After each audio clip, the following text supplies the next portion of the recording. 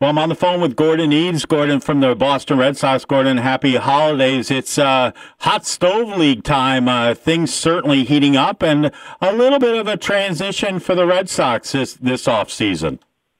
Yeah, really a big transition, Chris, in the fact that we've hired a new manager, Alex Cora, who's fresh off winning a World Series as bench coach with the Houston Astros.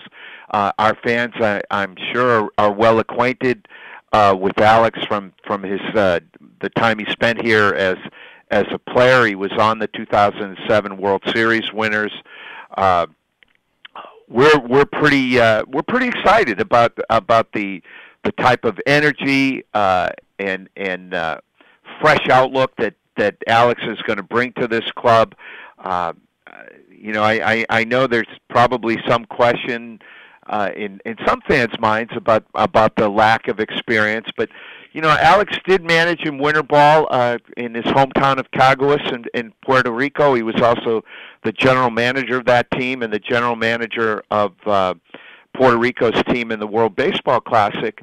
And there's no overstating the value of sitting next to A.J. Hinch during the Astros run to the World Series this year. So we're pretty pumped up, and I can assure you that Alex is too. Oh, I'm sure. And we lost Maine native Brian Butterfield, who went on to out to Chicago, and that's going to be a change for the Red Sox as well. Yeah, we're going to miss Butter. What a class act. I mean, you folks up there know him very well. One of the great baseball families in Maine history. His dad, Jack, of course, being such a great coach for the Black Bears, and then working in the Yankee system and all. So Butter landed in a good spot with the Cubs, and I think a question that he'll probably ask himself right up until the time he hangs up that uniform is why he never got that crack at managing in the big leagues. Interviewed a number of times, but we certainly wish him well with Theo and the Cubs. So hot stove heating up. The Yankees have made some big moves, as have the Angels. And what are you hearing? What's the buzz around Fenway? I know everybody's down in Orlando right now for the winter meetings. We were extremely disappointed that we didn't get to get in front of Ohtani. We had put together a terrific presentation to make to him. We thought that because of the positive experience that Japanese players have had here in Boston, beginning with Daisuke, and you can even go before Daisuke with Hideo Nomo, Koji, Okajima. We thought that if Ohtani saw the resources we furnished to make a Japanese player as comfortable as possible here. I mean, we did see Ohtani as a guy who could both play as a hitter and a pitcher, which right. We kind of hold a patent on those players. A guy by the name of Ruth back in 100 years ago, a left-handed pitcher. And, you remember that guy, right?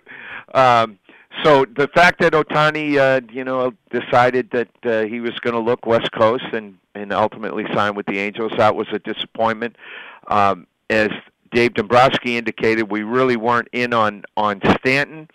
I don't think we were going to match up well there in terms of prospects and dollars.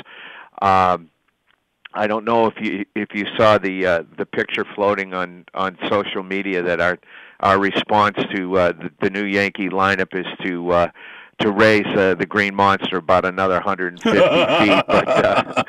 But as Dave indicated Monday in talking to reporters, the fact that the Yankees signed Stanton, we're not jumping up and down in joy over the fact that Stanton is going to be in pinstripes next year, but it really doesn't impact what Dave is planning to do this winter. I mean, we know what our needs are. Our fans know what our needs are. We're looking for a middle of the order bat that's got some pop, and there's still some pretty attractive options out there, and the names are familiar to you, Chris, and our fans. You know, J.D. Martinez, Eric Hosmer. We've had some discussions with the White Sox regarding Jose Abreu. So what I would suggest to fans is to remember, you know, the hot stove season has just begun. So I know that there's been some chatter out there like, you know, when are the Red Sox going to do something? You know, these things, this market, this winter has unfolded pretty slowly as it is until the recent flurry of activity with Ohtani and Stanton. And it may take a while, given, one, the fact that the agent representing J.D. Martinez and Eric Hosmer is one Scott Boras, so we know that Scott's willing to he likes to play the waiting chicken. game. Yeah. But I have no doubt, and just look at Dave Dombrowski's track record. I mean, he's made huge moves in each of the past two off seasons. You know, David Price a couple of years ago. We get Kimbrel and Chris Sale. You know, we understand that we're a team that's coming off back-to-back division titles, and we want to run the table. We want to go deeper in October, and I'm confident Dave's going to make the moves that'll put us in position to do that. What about a second base? I mean, with Pedroia having the knee surgery and out, what are they saying, through May and early June? I mean, that's an issue as well. It is an issue, and I think our feeling is that we have some internal options, like a guy like a Marco Hernandez, a Brock Holt type, but it wouldn't shock me if Dave decided to address that as well by adding on, whether in a trade or free agency. That is a concern. I hope that the time frame that is being projected for Dustin holds up, and that he does rejoin us in May, early June, like you indicated, because he obviously Dustin brings so much to the table. Oh, absolutely. So tickets start to go on sale. I mean, that's always, you know, as I'm looking out the window here, it's snowing. We're supposed to get 4 or 5 inches or more up here today. It always makes you want to think spring, and tickets make great Christmas presents. They do, Chris, and of course, I'm looking at the calendar. We're December 12th. 2 months, brother. We'll be down in Fort Myers, and spring training will be starting, and Christmas at Fenway comes Saturday, which in a lot of ways for us represents the start of the 2018 baseball season. We invite fans to join us there, and as you mentioned, it's your first opportunity to purchase Red Sox tickets for the 2018 season in terms of single game tickets, Sox packs, etc. Great stocking stuffers, and I think particularly where we here in Boston are looking, and we had 7 inches of snow over the weekend. Right. You guys are seeing the white stuff today.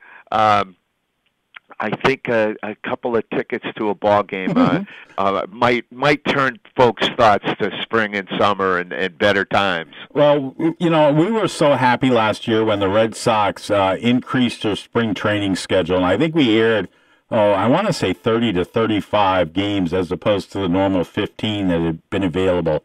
And it's just, as I tell people, listen, late February, that early March, when there's snow on the ground and you hear the crack of the bat and you hear the call of the game from Florida, and they're saying, well, it's 75 and 80 degrees down there. It's hope springs eternal, not only for the Red Sox, but for us up here, that the snow's going to disappear and it will actually be spring and summer.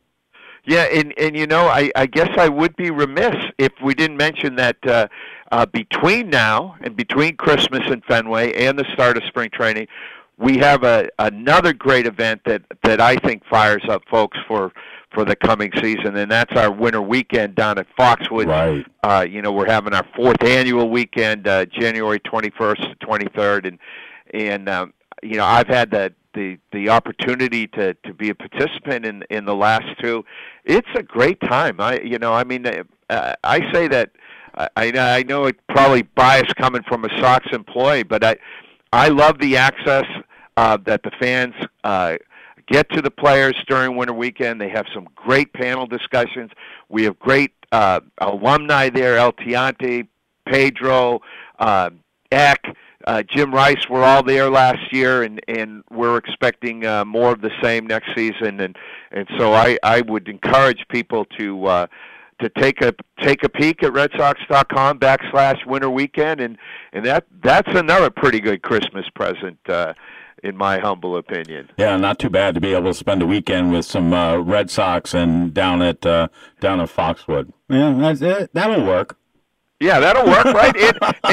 And hear firsthand from our new manager, Alex Cora.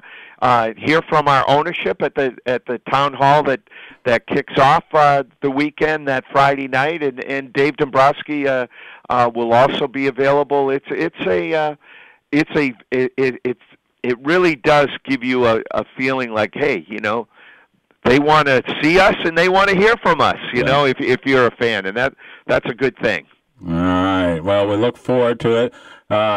Sox coverage for 2018 will begin here on WDEA, I think late February, but we look forward to bringing the coverage next year. I think WDEA is the longest running Red Sox affiliate in Maine, so it's something we're pretty proud of. You should be proud of it. That's great. And I don't know if you saw the late add-ons to the spring training schedule, but just before we open the season in Tampa, Theo Epstein's bringing the Cubs into JetBlue for a couple of games. The Cubs open the season in Miami against the Marlins, so it made sense for them to play their tune-ups in Florida, and we're going to see them. So that's kind of a cool way to end spring training as well. Absolutely. Gordon, happy holidays. We look forward to talking to you in 2018. Anytime. Thanks, Chris.